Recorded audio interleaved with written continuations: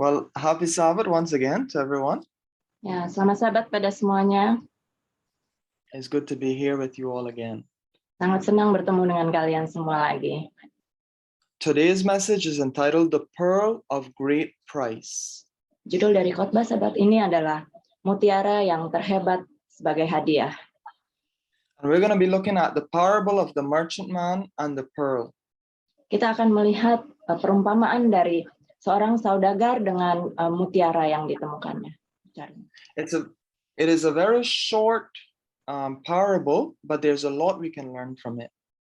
Ini perumpamaan yang sangat pendek, tapi banyak pelajaran berharga yang kita bisa dapat dari perumpamaan ini. To begin the message, I would like to read a story that Ellen White wrote. Untuk memulai dari khotbah ini, saya akan membaca cerita yang ditulis oleh Ellen White. It's entitled A Little Girl and Her Parasol. Judul dari cerita ini adalah seorang gadis kecil dan payung indahnya. I'll go ahead and read it in English, and then my sister, you read it in Bahasa. It says, my attention was attracted to a little girl who seemed to be in great distress. Her face would pale and flush by turns, as though she were passing through a severe conflict. Tightly clasped in her arms was a pretty little parasol. Occasionally, she would loosen her hold on it for a moment, and as if about to let it fall. Then her grasp would tighten on it again. All the time, she seemed to be regarding it with a peculiar fascination. At last, she cried out, "Dear Jesus, I want to love thee and go to heaven. Take away my sins. I give myself to thee, parasol and all." She threw herself into her mother's arms, weeping and exclaiming, "Ma, I am so happy, for Jesus loves me, and I love him better than my parasol or anything else." The face of the child was fairly radiant. She had surrendered her little all. In her childish experience, she had fought the battle and won the victory. There was much weeping and rejoicing in the tent. The mother was deeply moved and very joyful that the Lord had added her dear child as a lamb to his fold. Perhatian saya tertarik pada seorang gadis kecil yang tampaknya sangat tertekan. Wajahnya pucat dan memerah secara bergantian, seolah-olah dia sedang melewati konflik yang parah. Tergenggam erat di lengannya adalah payung kecil yang cantik.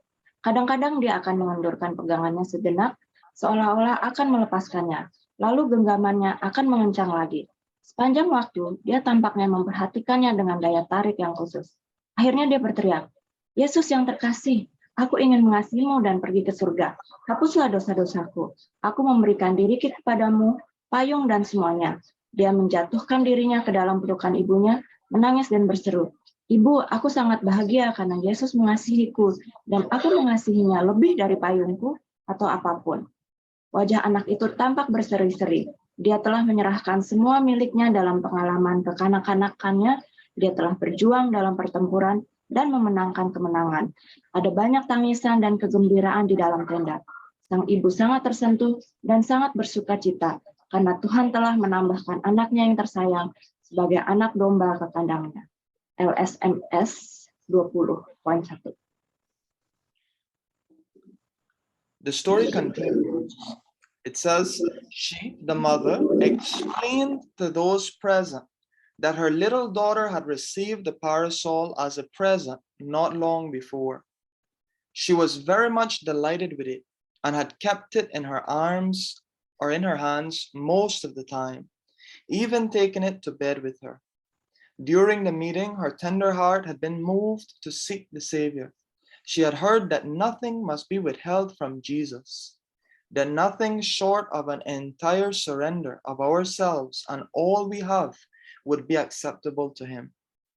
The little parasol was the child's earthly treasure, upon which her heart was set, and in the struggle to give it up to the Lord, she had passed through a trial, keener perhaps than that of mature Christians who than that of the mature Christian who sacrifices this world's treasures for the sake of Christ. It was afterward explained to the little girl that since she had relinquished her parasol to Jesus, and it no longer stood between herself and her love for him, it was right for her to retain it and use it in a proper manner. Many times in afterlife, that little incident has been brought to mind when I have seen men and women holding desperately to the riches and vanity of earth, yet anxiously praying for the love of Christ. I have thought how hard it is to give up the parasol, yet Jesus gave up heaven for our sake and became poor that we, through his poverty and humiliation, might secure eternal riches. Selanjutnya, dia menjelaskan pada mereka yang hadir bahwa putri kecilnya telah menerima payung sebagai hadiah tidak lama sebelumnya. Dia sangat senang dengan itu dan telah menyimpannya di tangannya hampir sepanjang waktu, bahkan membawanya ke tempat tidur bersamanya. Selama pertemuan itu, hatinya yang lembut tergerak untuk mencari juru selamat. Dia telah mendengar bahwa tidak ada yang harus disembunyikan dari Yesus, bahwa tidak kurang dari penyerahan seluruh diri kita, dan semua yang kita miliki akan diterima olehnya. Payung kecil adalah harta duniawi anak-anak, di mana hatinya ditaruh dan di dalam perjuangan untuk menyerahkannya kepada Tuhan. Dia mungkin telah melewati pencobaan yang lebih tajam daripada orang Kristen dewasa yang mengorbankan harta dunia ini demi Kristus. Kemudian dijelaskan pada gadis kecil itu bahwa sejak dia telah melepaskan payung yang pada Yesus dan tidak lagi berdiri di antara dirinya dan kasihnya kepadanya, sudah sepatutnya dia menyimpannya dan menggunakannya dengan cara yang benar.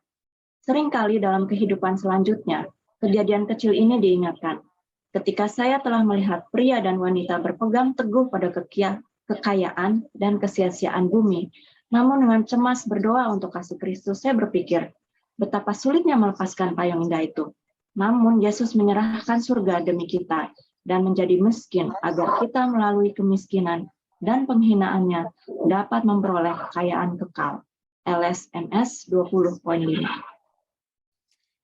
Here we see that Ellen White witnessed a struggle that a little girl had. So we see here in this little story that this little young girl had a great struggle. Jadi kita melihat di sini, di cerita ini, bahwa gadis kecil ini mempunyai pergumulan. She had a little umbrella or parasol that she greatly loved. Dia mempunyai payung yang indah itu dan dia sangat senang dan sangat senang dengan payung itu. But she saw that nothing must stand between her and Jesus. Tapi dia juga melihat bahwa tidak ada yang bisa menghalangi antara dirinya dan Yesus. Jesus must come first place in her life. Yesus harus datang pertama dulu dalam hidupnya. And so she went through a struggle, but she came out victorious. Dalam pergumulannya, dia akhirnya menang. Pada akhirnya dia menang. And then we saw that the brethren there at the meeting, lalu kita juga melihat bahwa saudara-saudara yang menghadiri pada saat pertemuan itu, they explained to the little girl that now that Jesus Christ was first in her life, she could keep the parasol, but use it the way it should be used. Nah, mereka menerangkan pada gadis kecil ini bahwa kamu bisa simpan payung itu dan kamu juga memiliki Yesus dalam kehidupanmu. And so it is with each one of us. Begitu juga dengan setiap diri kita. When we put Christ first in our lives, saat kita mendahulukan Yesus di dalam kehidupan kita, when we let nothing stand between our love for Christ, saat kita tidak membiarkan apapun menghalangi cinta kasih kita kepada Kristus, we will be willing to sacrifice anything for the Lord. Kita akan rela untuk mengorbankan apapun juga bagi Tuhan. And the Lord might not call upon us as he did on the rich young ruler. Dan Tuhan tidak akan memanggil kita seperti halnya seperti orang muda yang kaya yang dipanggil oleh Yesus. To sell all that we have. Yang Yesus suruh untuk menjual semua harta yang dimilikinya. Yet we must be willing and ready to sacrifice or to do that if the Lord so calls. Yang penting adalah kita rela, kita ingin untuk mengorbankan segalanya seperti halnya panggilan Tuhan. When the Lord is first in our lives, we will know how to use the things that He has given to us. Saat Yesus kita utamakan dalam hidup kita, kita akan tahu untuk menggunakan sumber daya apa yang kita punyai. We see that many people hold to the riches of this world and the things of this world. Kita melihat banyak orang menggenggam erat apa yang mereka miliki secara duniawi. They do not make a full surrender to the Lord. Mereka tidak menyerahkan penyerahan yang sungguh-sungguh seluruhnya kepada Tuhan. And so this little story is a real life illustration of the parable of the merchantman and the pearl. Jadi ini adalah cerita yang sangat nyata tentang perumpamaan seorang pedagang dan mutiara yang indah itu. Let us go to the parable. It is found in Matthew 13:45 and 46. Mari kita lihat di perumpamaan mutiara itu yang ada di dalam Matius 13 ayat 45-46. Demikian. It says, again, the kingdom of heaven is like unto a merchantman seeking goodly pearls, who when he had found one pearl of great price, went and sold all that he had and bought it. Demikianlah ayat 45. Demikianlah pula hal kerajaan surga itu seumpama seorang pedagang yang mencari mutiara yang indah. Setelah ditemukannya mutiara yang sangat berharga itu, ia pun pergi menjual seluruh miliknya lalu membeli mutiara itu. We see it's a very short parable, but there's a lot we can learn from it. Kita melihat bahwa ini adalah perumpamaan yang sangat pendek, tapi banyak hal yang kita bisa pelajari dari hal ini. First of all, we need to understand what is the kingdom of heaven. Pertama-tama kita harus mengerti apakah itu kerajaan surga itu. The kingdom of heaven here is not referring to the New Jerusalem in heaven. Kerajaan surga di sini bukanlah merujuk pada kerajaan surga yang ada di Yerusalem baru. But it's referring to God's kingdom here on this earth. Ini adalah merujuk pada kerajaan surga, kerajaan Allah di dunia ini, yang ada di dunia ini. The way the plan of salvation works here on this earth. Begitulah rencana keselamatan yang bekerja, sistem rencana keselamatan yang bekerja di dunia ini. And so it says the kingdom of heaven is like a merchantman who is seeking goodly pearls. Karena itu diumpamakan bahwa kerajaan surga itu adalah seperti seorang saudagar yang mencari mutiara. And when he found the pearl of great price, he sold everything and bought it. Saat dia menemukan mutiara yang sangat berharga itu, dia menjual segala sesuatu yang dimilikinya dan membeli mutiara itu. Now, what is the pearl of great price? Lalu, apakah mutiara yang sangat berharga itu? In the book Christ Object Lessons, page 115, we read, "The blessings of redeeming love, our Savior compared to a precious pearl. He illustrated this lesson by the parable of the merchantman seeking goodly pearls, who when he had found one pearl of great price, went and sold all that he had and bought it. Christ himself is the pearl of great price. In him is gathered all the glory of the Father, the fullness of the Godhead. He is the brightness of the Father's glory and the express image of his person. The glory of the attributes of God is expressed in his character. Every page of the Holy Scriptures shines with his light. The righteousness of Christ as a pure white pearl has no defect, no stain. No work of man can improve the great and precious gift of God. It is without flaw. In Christ are hid all the treasures of wisdom and knowledge. Colossians 2:3. He is made unto us wisdom, righteousness, and sanctification and redemption. 1 Corinthians 1:30. All that can satisfy the needs and longings of the human soul for this world and for the world to come is found in Christ. Our Redeemer is the pearl so precious that in comparison all things else may be accounted a loss. Kita baca dari Christ Object Lesson. Apakah mutiara yang sangat berharga itu? Berkat-berkat dari kasih penebusan juru selamat kita dibandingkan dengan sebuah mutiara yang sangat mahal harganya, ia menggambarkan pelajarannya dengan perumpamaan seorang pedagang yang mencari mutiara yang indah. Setelah ditemukannya mutiara yang sangat berharga itu, ia pun pergi menjual seluruh miliknya, lalu membeli mutiara itu. Kristus sendiri adalah mutiara yang sangat berharga itu. Di dalam Dia terhimpun segala kemuliaan Bapa, kepenuhan kealahan. Ia adalah cahaya kemuliaan Bapa, serta gambar wujud yang menyatakan pribadinya. Kemuliaan tabiat Allah dinyatakan dalam tabiatnya. Setiap halaman dari kitab suci menyinarkan terangnya. Kebenaran Kristus sebagai mutiara yang putih murni, tidak bercacat, tidak bernoda.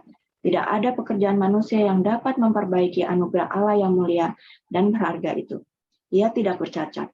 Dalam Kristus tersembunyi segala harta hikmat dan pengetahuan. Ia menjadi hikmat bagi kita. Ia membenarkan dan menguduskan dan menebus kita. Segala sesuatu yang dapat memuaskan keperluan dan keinginan jiwa manusia bagi dunia ini dan bagi dunia yang akan datang terdapat dalam Kristus. Menembus kita adalah mutiara yang begitu berharga, sehingga bila dibandingkan dengan segala sesuatu yang lain itu dipandang tidak berarti. MKA 83.1. So we see here that the pearl of great price represents Jesus Christ. Kita lihat di sini bahwa mutiara yang indah itu merepresent Yesus Kristus, mewakili Yesus Kristus. In Christ is centered all the riches of God. Di dalam Yesus tercangkup semua kekayaan Allah. If we have Christ, we have everything. Bila kita mempunyai Yesus, kita mempunyai segalanya. Here we see that all that we need that satisfies our soul in this world and in the world to come is found in Jesus Christ. Di dalam hal ini kita melihat bahwa segala hal yang dimiliki di dalam dunia ini, yang dimiliki dunia ini, terdapat di dalam Yesus. Now let us look at the parable again. Mari kita lihat lagi perumpamaan itu. Another thing we need to find out is who is the merchant man. Yang kita perlu lihat di sini adalah siapa sih sebenarnya saudagar itu, pedagang itu. Notice that he is not any merchant man. He is a merchant man that is seeking goodly pearls. Kita bisa melihat bahwa si saudagar ini adalah saudagar yang mencari mutiara dunia, mutiara yang ada dunia ini. In other words, he is searching for something. He is lacking something, and he is out searching for goodly pearls.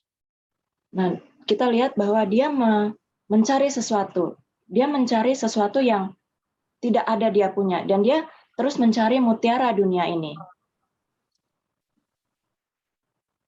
In the same book, Christ Object Lessons, page 116, we read, Christ came unto his own, and his own received him not. John 1:11. The light of God shone into the darkness of the world, and the darkness comprehended it not. But not all were found indifferent to the gift of heaven. The merchant man in the parable represents a class who were sincerely desiring truth. In different nations, there were earnest, thoughtful men who had sought in literature and in science and the religions of the heathen world for that which they could receive as the soul's treasure. Among the Jews, there were those who were seeking for that which they had not. Dissatisfied with a formal religion, they longed for that which was spiritual and uplifting. Christ's chosen disciples belonged to the latter class, Cornelius and the Ethiopian eunuch to the former. They had been longing and praying for light from heaven, and when Christ was revealed to them, they received him with gladness. Jadi, siapakah sang pedagang itu? Kristus datang kepada milik kepunyaannya, tetapi orang-orang kepunyaannya itu tidak menerimanya. Terang Allah bersinar dalam kegelapan dunia, dan kegelapan itu tidak dapat menguasainya. Tetapi tidak semua orang yang didapati acuh tak acuh terhadap pemberian surga. Orang dagang dalam perumpamaan itu menggambarkan golongan orang yang sungguh-sungguh mencari kebenaran. Di berbagai negara ada orang yang sungguh-sungguh dan bijaksana yang telah menyelidiki dalam buku-buku dan ilmu serta agama dunia kekafiran yang dapat diterimanya sebagai harta jiwa. Di kalangan orang Yahudi, ada orang yang mencari apa yang tidak mereka miliki. Mereka merasa tidak puas dengan agama lahiriah. Mereka ingin sesuatu yang rohaniah dan yang meninggikan. Murid-murid Kristus yang dipilih tergolong dalam kelas yang belakangan. Cornelius dan sida-sida dari Ethiopia termasuk golongan yang terlebih dulu. Mereka telah rindu dan berdoa supaya memperoleh terang dari surga. Dan ketika Kristus dinyatakan pada mereka, mereka menerima dia dengan sukacita. MK 84.1. So who is the merchant man? It is any man or woman who is searching for truth or searching for salvation. Jadi siapakah saudagar atau pedagang itu? Mereka adalah orang yang benar-benar mencari keselamatan.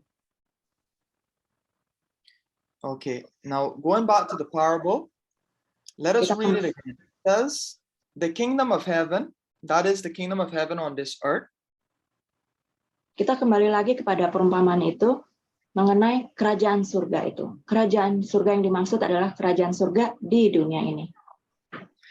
Is like a man who is searching for salvation. Adalah seperti orang yang mencari keselamatan. And when he finds one pearl of great price, that is Jesus Christ. Dan saat dia menemukan mutiara, yaitu Yesus Kristus, he went and sold all that he had and bought it. Dia menjual segala yang dia miliki untuk membeli mutiara itu. So here the merchant man, he finds the pearl and he sells all of his possessions. He gets the money for it and goes and buy the pearl. Jadi kita lihat di sini bahwa saudagar itu menjual semua harta yang dia miliki untuk membeli mutiara itu, supaya dapat memiliki mutiara itu. Now, what was of greater value in the eyes of the merchant man? Apakah yang begitu berharga di mata saudagar ini? Certainly, it was the pearl. Tentu saja itu adalah mutiara itu. Because he was willing to sell everything he had just to purchase the pearl. Karena dia rela menjual segala yang dimilikinya untuk bisa membeli mutiara itu. In other words, he believed that the pearl was worth more than all that he had. Karena dia sangat yakin bahwa mutiara itu berharga lebih dari apapun juga yang dia miliki.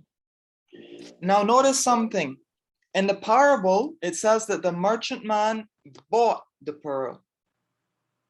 Perhatikan bahwa dalam perumpamaan ini bahwa saudagar itu membeli mutiara ini. It wasn't given to him. Itu tidak diberikan padanya. Dia beli. Now we know that salvation is a gift. Dan kita tahu bahwa keselamatan itu adalah suatu pemberian.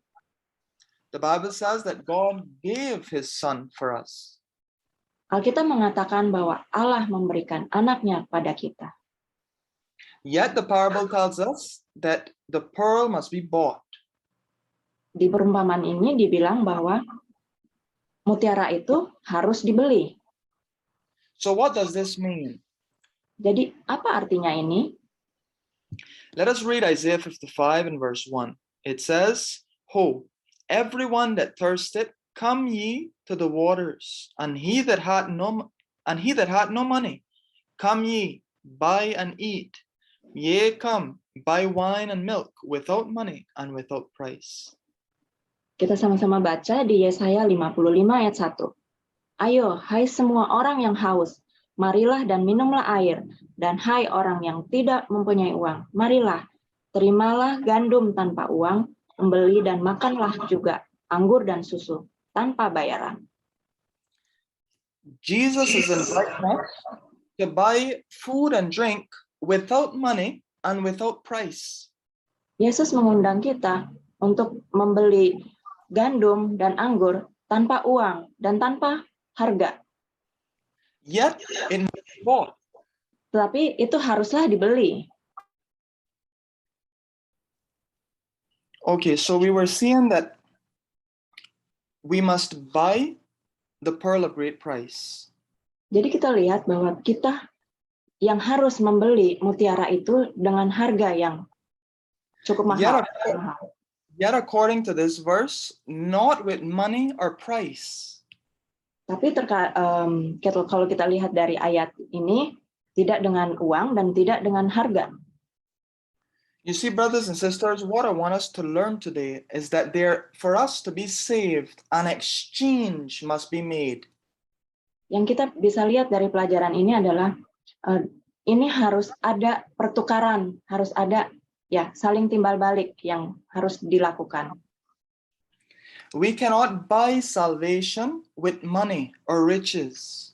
Kita tidak bisa membeli keselamatan dengan uang atau kekayaan. But there is something that we must give for us to have salvation. Tapi harus ada sesuatu yang kita harus relakan untuk dapat memperoleh keselamatan itu. You see, all of our money, all of our riches already belong to God.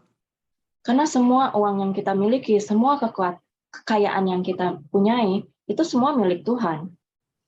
We ourselves already belong to God. Kita sendiri adalah milik Allah. Yet, God wants us to give Him ourselves completely surrendered to Him. Tetapi Allah sendiri ingin kita sepenuhnya menyerahkan diri kita untuknya. In other words, He wants what we haven't given Him yet, which is our obedience and our devotion. Ada satu hal yang Dia sangat inginkan yang kita belum berikan padanya, yaitu penurutan kita. Notice how there is an exchange that must be made here in Matthew 11:28 and verse 30. Jadi kita lihat ada suatu pertukaran yang harus dilakukan. Kita lihat di ayat Matius 11 ayat 28 sampai 30. Jesus says, "Come on to me, all ye that labor and are heavy laden, and I will give you rest. Take my yoke upon you and learn of me. For I am meek and lowly in heart, and ye shall find rest unto your souls. For my yoke is easy and my burden is light." Baca ayat 28. Marilah kepadaku semua yang letih lesu dan berbeban berat. Aku akan memberi kelegaan padamu.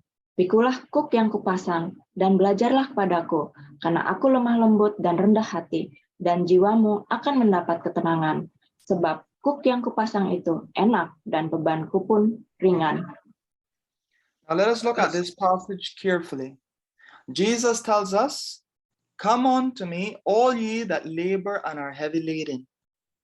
Kalau kita perhatikan dengan jelas ayat ini, datanglah kepadaku, hai orang-orang yang berbeban berat.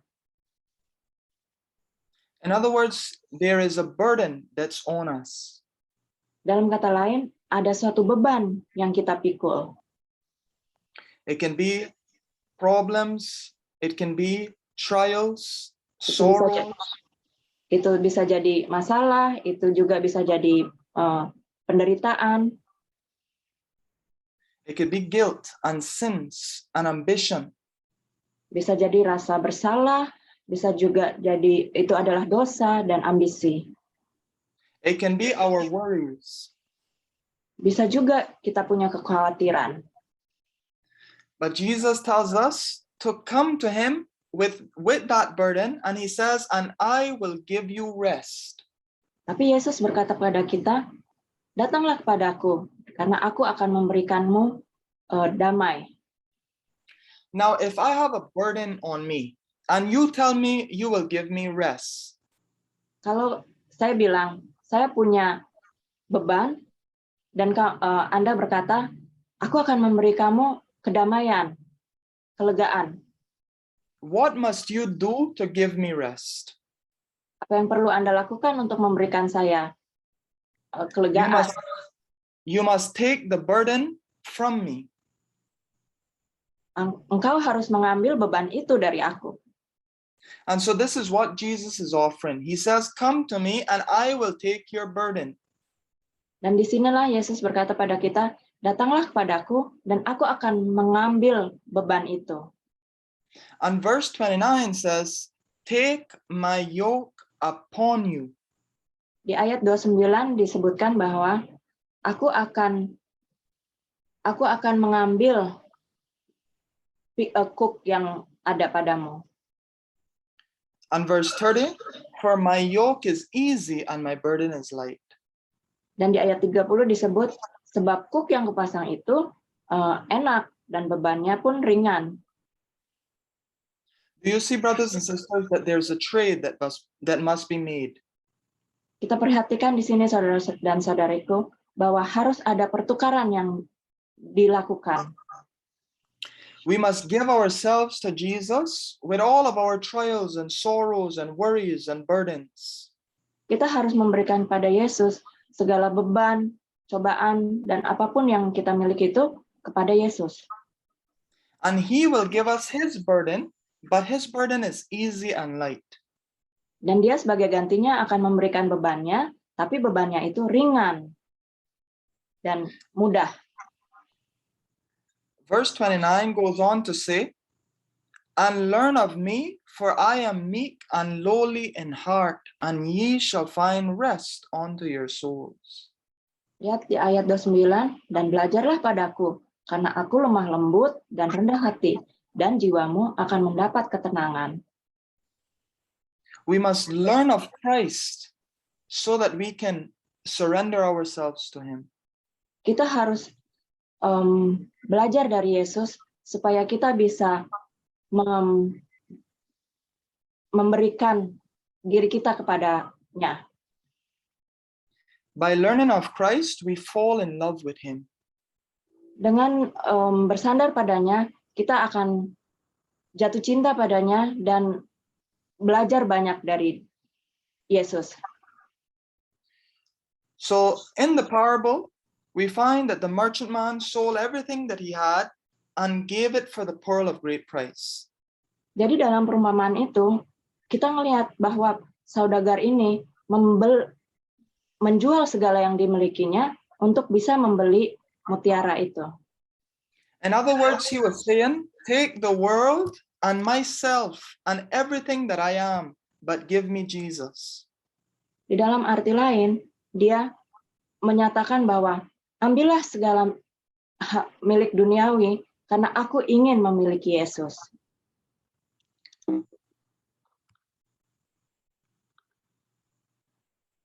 My sister, can you read it in Bahasa? Oke. Dalam perumpamaan itu, mutiara tidak digambarkan sebagai sebuah pemberian. Pedagang itu membelinya dengan harga segenap yang dimilikinya. Banyak orang meragukan arti peristiwa ini, karena Kristus digambarkan dalam kitab suci sebagai anugerah. Ia adalah anugerah, tetapi hanya kepada mereka yang menyerahkan dirinya, jiwa, tubuh, dan roh kepadanya, tanpa menghiraukan apa-apa. Kita harus menyerahkan diri kita kepada Kristus untuk menghidupkan suatu kehidupan penurutan kepada segenap tuntutannya. Segenap diri kita, segenap talenta, serta kecakapan yang kita miliki adalah milik Tuhan untuk dipersembahkan kepada pelayanannya. Kalau kita menyerahkan diri kita sepenuh hati kita kepadanya, Kristus dengan segenap harta surga memberikan dirinya kepada kita. Kita memperoleh mutiara yang sangat mahal harganya. Keselamatan adalah pemberian yang cuma-cuma. Namun demikian itu harus dibeli dan dijual. Dalam pasar di mana pengasihan ilahi yang memimpin, mutiara yang berharga itu digambarkan sebagai dibeli tanpa uang. Di pasar ini, semua bisa memperoleh harta surga. Simpanan permata-permata kebenaran terbuka bagi semua orang. Lihatlah, Aku telah membuka pintu bagimu, kata Tuhan, yang tidak dapat ditutup oleh seorang pun. Tidak ada pedang yang mengawal jalan melalui pintu ini. Suara-suara dari dalam dan di pintu mengatakan, datanglah. Suara juru selamat, sungguh-sungguh dan penuh kasih sayang mengundang kita. Maka aku menasihatkan engkau, supaya engkau membeli daripadaku emas yang telah dimurnikan dalam api, agar engkau menjadi kaya. Lukas 8:4. Injil Kristus adalah satu berkat yang bisa diperoleh semua orang. Orang yang termiskin sanggup sama seperti orang yang terkaya membeli keselamatan, karena tidak ada jumlah kekayaan dunia yang bisa memperolehnya. Ia diperoleh melalui penurutan dengan sukarela, dengan menyerahkan diri kepada Kristus sebagai milik yang dibelinya sendiri. Dengan pendidikan yang tertinggi sekalipun, tidak menyanggupkan seseorang semakin dekat pada Allah. Orang Farisi menyenangi keuntungan yang bersifat sementara dan duniawi, dan yang bersifat rohaniah, dan dengan angkuh mereka berkata, kami kaya, tidak kekurangan apa-apa, padahal mereka melarat dan malang, miskin, buta, dan telanjang. Kristus memberikan pada mereka mutiara yang sangat mahal harganya, tetapi mereka memandang rendah untuk menerimanya, dan ia berkata pada mereka, pemungut-pemungut cukai dan perempuan-perempuan sundal akan menyulit kamu masuk dalam kerajaan Allah. Kita tidak bisa mendapatkan keselamatan sebagai upah, tetapi kita harus berusaha mendapatkannya dengan minat dan ketekunan yang sungguh, seperti kita rela meninggalkan segala sesuatu di dunia ini untuk mendapatkannya. We see here, brothers and sisters, that we are sinners and need of a savior. Kita lihat di sini, saudara-saudari, bahwa kita adalah pendosa dan kita memerlukan juru selamat. But we cannot serve two masters. Tapi kita tidak bisa melayani dua tuan. We cannot serve the world and at the same time serve Christ. Kita tidak bisa di saat yang sama melayani dunia dan melayani surga. For us to have salvation, we must make a full surrender to Jesus Christ. Untuk kita bisa mempunyai keselamatan, kita harus menyerahkan sepenuhnya kepada Yesus Kristus. My sister, read this one too as well. Oke, kita akan baca lagi. Kita harus mencari mutiara yang harganya sangat mahal itu, tapi bukan di tempat penjualan dunia atau dalam cara-cara duniawi. Harga yang harus dibayar bukanlah emas atau perak, sebab itu adalah milik Allah. Tinggalkanlah pemikiran bahwa keuntungan-keuntungan duniawi dan rohani akan dimenangkan demi keselamatanmu. Allah menuntut penurutanmu dengan sukarela. Ia meminta engkau meninggalkan segala dosamu. Barang siapa menang, kata Kristus, ia akan kududukan bersama-sama dengan aku di atas tahtaku. Sebagaimana aku pun telah menang dan duduk bersama-sama dengan Bapakku di atas tahtanya. Ada beberapa orang yang tampaknya selalu mencari mutiara surga itu, tetapi mereka tidak menyerahkan sepenuhnya kebiasaan-kebiasaan mereka yang salah. Mereka tidak mati terhadap diri mereka agar Kristus bisa tinggal dalam diri mereka. Itulah sebabnya mereka tidak menemukan mutiara yang berharga itu. Mereka belum mengalahkan cita-cita yang tidak suci dan cintanya terhadap penarikan-penarikan duniawi. Mereka tidak memikul salib dan mengikut Kristus dalam jalan penyangkalan diri dan pengorbanan. Nyaris menjadi umat Tuhan, namun belum menjadi umat Tuhan yang sempurna. Yang tampaknya mereka dekat kepada kerajaan surga, namun mereka tidak dapat masuk ke sana. Hampir selamat, tapi tidak sepenuhnya selamat. Berarti nyaris saja, namun hilang sama sekali. 8:53. That last sentence is very important. We see there it says almost but not wholly saved means to be not almost but wholly lost. Kalimat yang terakhir itu sangatlah penting karena disebutkan di situ hampir selamat tapi tidak sepenuhnya selamat. Berarti nyaris saja namun hilang sama sekali. We must give up the world. Kita harus menyerahkan dunia ini. We have to give up our sins for us to be saved. Kita harus melepaskan dosa kita untuk bisa dapat diselamatkan. Not that by overcoming our sins we gain salvation. Jadi bukan karena kita mengalahkan dosa, kita bisa mendapat keselamatan itu. But rather, we must choose to want nothing of this world anymore and want to overcome our sins. Tapi kita harus memilih dalam arti kata, kita harus merelakan segala kesenangan-kesenangan duniawi ini untuk mendapatkan apa yang ditawarkan surga. Jesus will help us to overcome our sins only if we want to overcome them. Yesus bisa memberikan kita usaha untuk bisa mengalahkan dunia ini, asalkan kita sanggup untuk mengalahkannya lewat Yesus. Kita baca lagi bersama. Perumpamaan tentang orang dagang yang mencari mutiara yang mahal itu mengandung dua arti. Berlaku bukan saja bagi manusia yang mencari kerajaan surga, tapi juga Kristus yang mencari ahli warisnya yang hilang. Kristus, pedagang semawi itu, mencari mutiara, melihat dalam manusia yang tersesat, mutiara yang berharga. Dalam diri manusia yang dinodai dan dirusakkan oleh dosa, ia melihat kemungkinan-kemungkinan untuk penebusan. Hati yang telah menjadi medan peperangan bagi pertikaian dengan setan dan yang telah diselamatkan oleh kuasa kasih adalah lebih berharga bagi penebus daripada orang yang tidak pernah jatuh. Allah memandang umat manusia tidak sebagai barang najis dan tiada berharga. Ia memandangnya dalam Kristus, melihat mereka melalui kasih tebusan. Ia menghimpun semua permata dari semesta alam ini dan membuat rencana untuk membeli mutiara itu. Dan setelah Kristus mendapatkannya, ditempatkannya kembali kepada mahkotanya. Seperti permata-permata di mahkota yang berkilap-kilap, demikianlah mereka di tanah Tuhan. Mereka akan menjadi milik kesayanganku sendiri, firman Tuhan semesta alam, pada hari yang kusiapkan. MKA 861.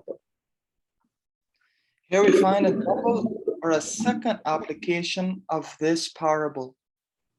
Kita mendapat inspirasi kedua dari perumpamaan ini.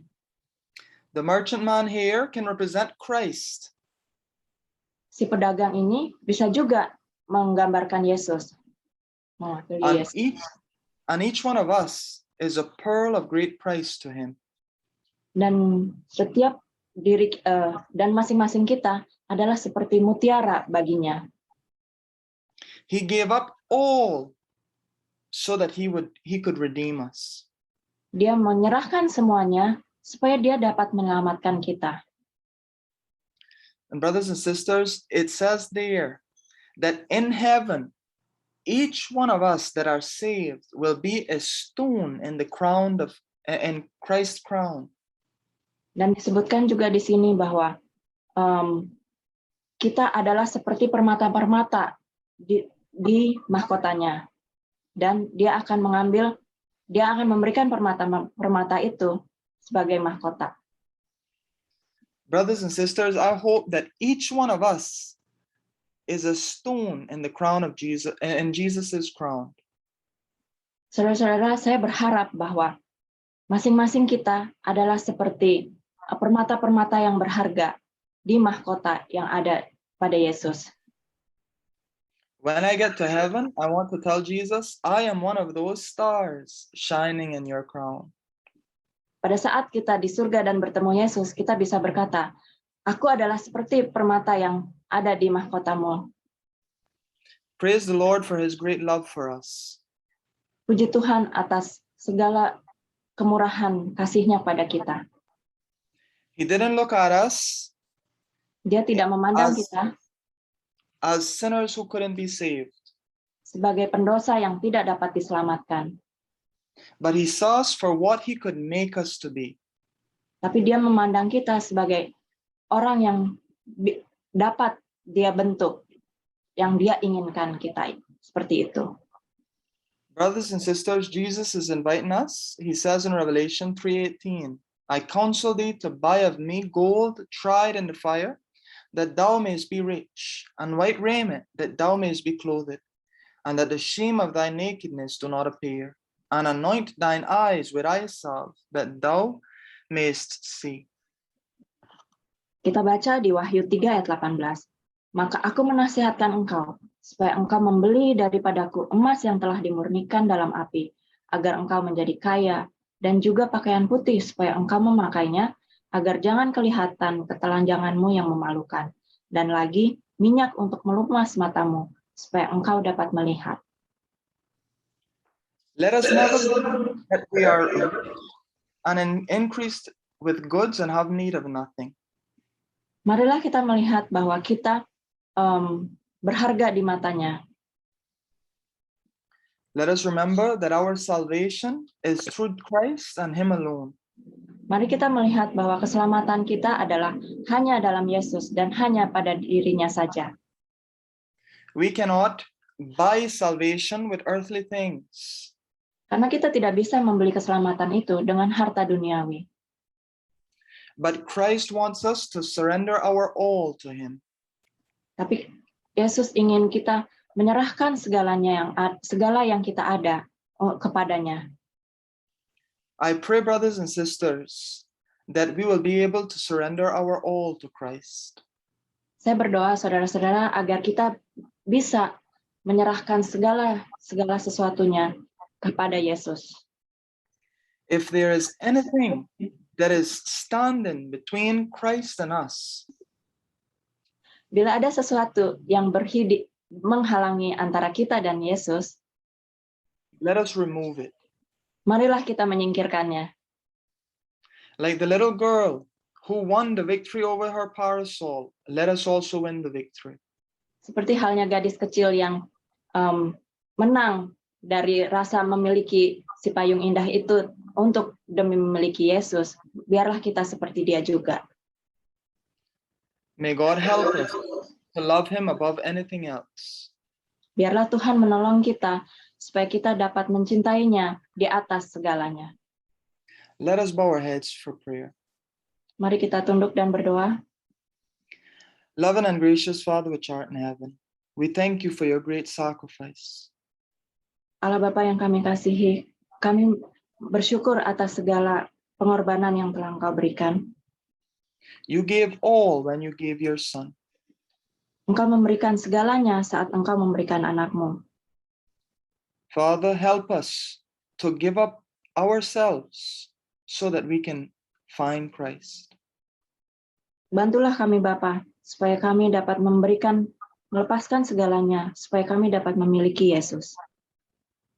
Lord, have mercy upon us and never stop working on our hearts. This is our prayer. Kasihanilah kami Tuhan, dan bantulah kami untuk bisa memiliki Yesus dalam hati kami. Itulah doa kami. Bless us all with your presence and your peace on this Sabbath day. Hadirlah bersama dalam damai-Mu di hari ini. And most of all, we Dan pray di that atas- you will give us the assurance of salvation. Dan di atas segalanya, agar Engkau memberikan kami kepastian dari keselamatan itu. This we pray in Jesus' name. Kami berdoa di dalam nama Yesus. Amen. Amin.